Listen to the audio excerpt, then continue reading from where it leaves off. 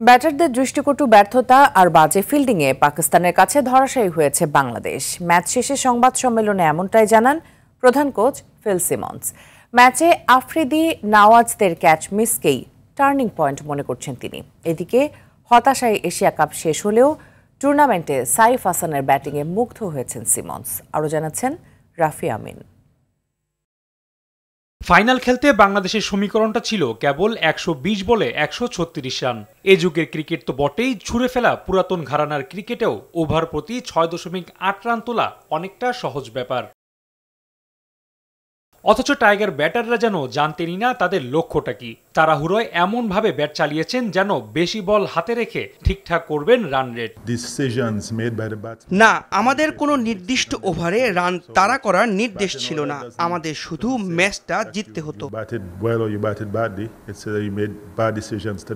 Innings জুড়ে চোখে পড়েছে হৃদয়, ইমন, সোহান কিংবা জাকিরদের দায়িত্বহীন ব্যাটিং। এক লিটন কুমারের ইনজুরি যেন বদলে দিয়েছে সব চিত্র। আমি মনে করি লিটনের অনুপস্থিতি, সে যে ফর্মে আছে সেটা আমাদের ব্যাটিংয়ের জন্য একটি গুরুত্বপূর্ণ অংশ। আমি আগেই বলেছি, আমাদের অন্য কিছু দলের মতো ব্যাটিংয়ে ততটা গভীরতা নেই। তাতে টাইগার ভক্তদের মনে আসতেই পারে, তাহলে কবে শিখবে বাংলাদেশ ম্যাচ ধরে খেলা? সেটাও বাতলে দিলেন সিমন্স। আমি মনে করি এই ব্যবধান কেবল তখনই কমবে যখন আমরা আন্তর্জাতিক পর্যায়ে আরো বেশি খেলব এবং খেলোয়াড়রা আন্তর্জাতিক পর্যায়ে কি করতে হবে তা জানবে।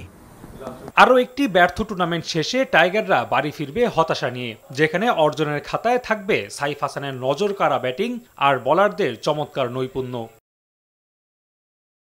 রাফি আমিন, RTV।